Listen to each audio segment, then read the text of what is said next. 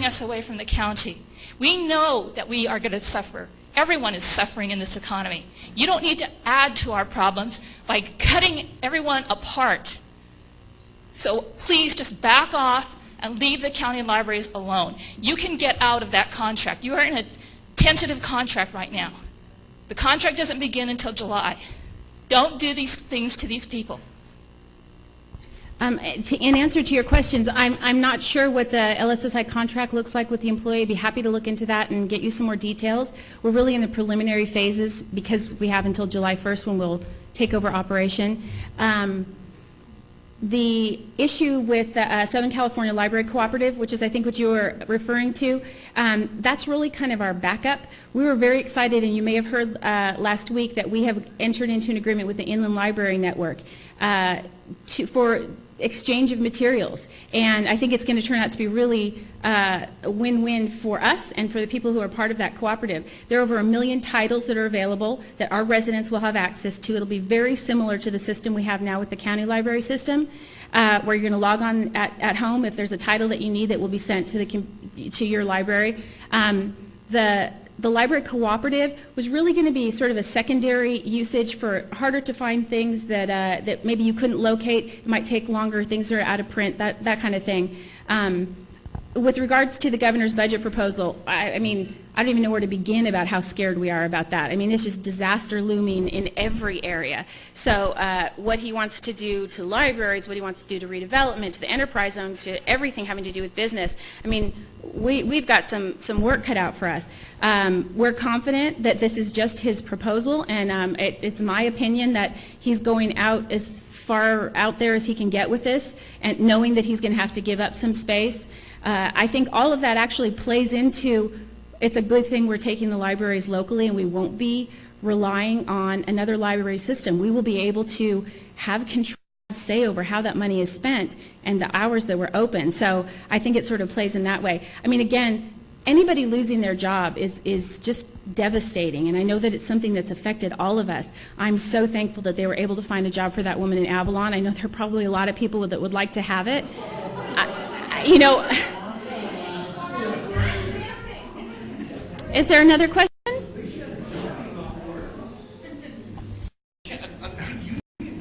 Hi, Ms. Ender. You've made it pretty clear that when we go live on July 1st, assuming we do, that the $28 assessment ends at that point, regardless of what's going to happen as far as an election for a new assessment. I want to know, has the city decided to go forward with the election for the $19 assessment? The news stories are giving every indication that it will. And the Signal article 2 days ago was touting that it's being promoted as a reduction, as the gentleman said, that we're going to be voting for a reduction, when in reality it looks like we're voting for either no tax or $19. Is that going to be made clear what we're voting for on the balloting, assuming that it's coming? And a question related, will the developers be allowed to vote for their unbuilt houses should that come up for a property tax assessment? Okay, you know, I answered that already, but I'll answer it again. The $28 does go away as being paid to the county. Any other decision that's made about who's paying what to who, nothing has been decided yet. That's something that's going to come next week, that we're going to look at all the possibilities. I can't tell you right now what's going to happen. I'm not sure what that's going to look like. So I mean, there's no decision has been made. So, Councilman Ender, as much as I was initially startled by the speed with which it appeared that the City Council moved forward with bringing the libraries under local control, home rule, I guess would be a good way to describe it.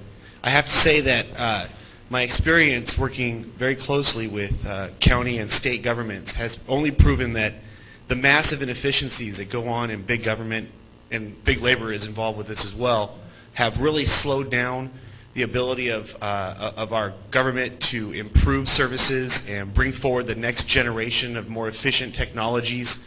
And I want to say that I feel that as far as government goes, here in Santa Clarita, we have a very smooth, relatively smooth running city, and I think we can take on a challenge like our library system without the need for very, very highly paid, specialized workers, but bring an efficient system that is responsible to taxpayers, will deliver all of the services and more than the previous system did, and it eventually will turn out to be able to actually generate a little revenue perhaps in the future for the city. You know, and Kevin, I thank you for that. I want to comment, and this is an opportunity for me to say it. I think one of the biggest criticisms has been the perception of how quickly we made this decision. And if I could go back again, hindsight's always really wonderful, it would not have been a bad thing for us to take a couple extra weeks, let people mull it over. Would anything have changed? I'm not sure, but I think that it might have given people a little better sense of confidence in the process. I feel bad about that because this was something, I mean, I said at the beginning, I'm really excited about this. This is going to be a great thing. So it's disappointing to me that everybody is not able to see that. So I wish that we had taken more time with it. And certainly from this point, as we move forward, I'm going to be really cognizant of that we have an opportunity for people to be heard, to weigh in, to get the information that they need. So thank you for that. I have quite a few questions, but I'll try to combine them and leave a few out. But one of my main concerns was the quickness of this and also the collections. I'll leave the collection question to someone else, although I did talk to Mark Smith, just briefly to mention, who is the vice president of LSSI, and his quote, this is the truth, he said a library collection is a library collection, and he was referring, comparing COLA to ILN. I happen to not believe that that's true. Through this process, I actually worked for the city as a consultant once and worked on a transit project that took probably a year and a half to implement, which included the RFP and that whole process. So I'm familiar with how long it takes. It doesn't take weeks, it takes months, even a year and a half is what we spent on it from the conception to the time that the software was implemented and the people were chosen and all of that. And so I know how that works. I sat on the review committee, the evaluation committee, so I know it takes a time, and the city was very good with those considerations. That didn't seem to happen here. But one thing you've mentioned many times is you've always referred to the ad hoc library committee. And since you mentioned that, I did a number of public requests for information on the ad hoc library committee, asking when they met, where they met, were there any minutes, who they were, how often, everything. You know, back to a year and a half, and I got nothing back. It's the same thing that happened to two other people I know who made similar requests. I finally got kind of an answer from Darren Hernandez last Thursday, who said that the ad hoc library committee is essentially two people, you and one other. So all the references that I saw in the resolution that spoke of the Zonta Club and you know, the many boards, you know, 30 different groups within Santa Clarita, I got nothing back on a public request for information on any meetings with any of those people. So, and it appears from everything that I see that it's based on your recommendation that this whole thing went forward. So am I wrong? Is it basically only two people who put this thing together? And wait, let me finish Okay. one other part. Well, When do did you want me to answer that? Okay. when did you first start having discussions with LSSI? Because that's something else I've not been able to discover. They suddenly appeared on the scene in October. And you know, it's like I know what that process looks like.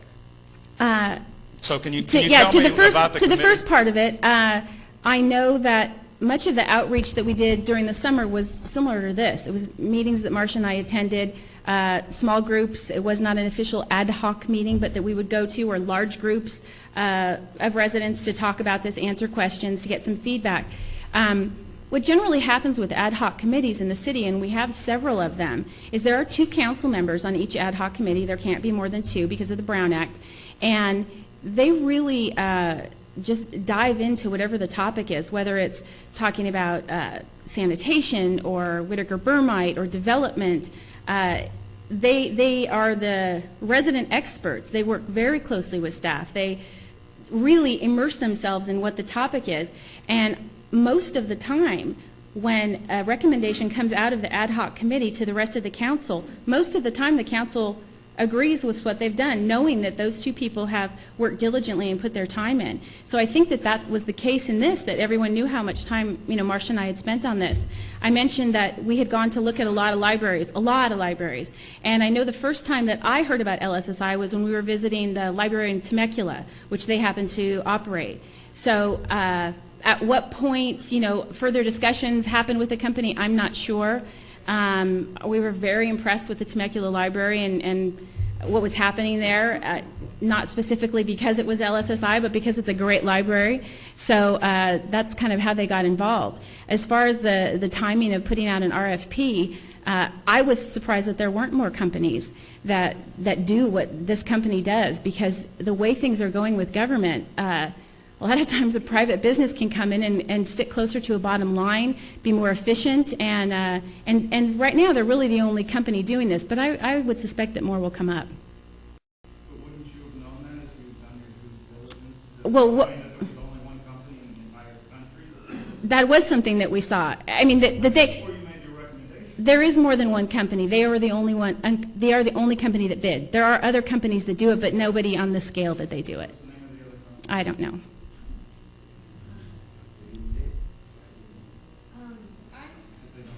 I understand about the city growing and maybe it's time to be, start planning and have your own library system, but I am concerned about the speed of this, and I'm concerned not the way it's going about with a private company. I'm also concerned with the comment that maybe a private company could do things better, more efficient than the government, because I do think actually public libraries are one of the things government does really, really well.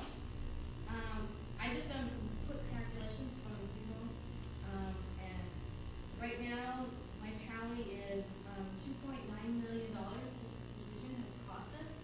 It's the loss of the property taxes, the $752,000 for the Canyon Country Library renovations, the $436,000 for cost of replacing books and materials needed after leaving the LA County Library system, $135,000 LSSP to assist in this transition, the $20,000 for the cost of pulling residents, the $93,000 for the software so we can connect to the inland library network.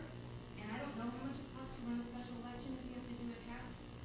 And I don't know what it's going to cost to run the two libraries, the Valencia and the New Hall. So I'm just concerned that we're almost at $3 million, and this may not have been the best way to do this decision to become city libraries. So I appreciate that concern very much, and the use of taxpayer dollars is of utmost importance. The truth is that it's not going to take very long to pay that money back because of the money that we've been sending out of the community, money that we collect from taxpayers here that's being spent on libraries elsewhere, and that was taken into account from the very beginning, how quickly we would be able to recoup those costs. And we will. It's just a matter of time, and we knew that the startup costs would be involved.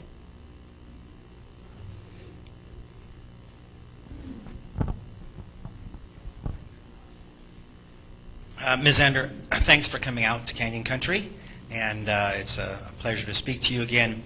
And my question is, well, first of all, let me state that, as I did at the council meeting, that there appears to be, the system appeared to be working rather well, which is a surprise for government, especially big government, and generally something like a city, which is a smaller government, can do it more efficiently. And that being said, my question is this, and only owing to the fact that I wasn't sure that, privatizing the library and sending all of the profits back to another state back east was good for our own economy, in as much as if we were going to take it over to make it a municipal library. My concern was many things, but not the least of which were the people that work there and the people that live here have moved here because they have jobs at our local libraries. I guess what I'd like to know is how many positions will be lost overall, number one, and number two, how much money will be saved, how much money will not be paid to the employees when we change over from the county, which I'm sure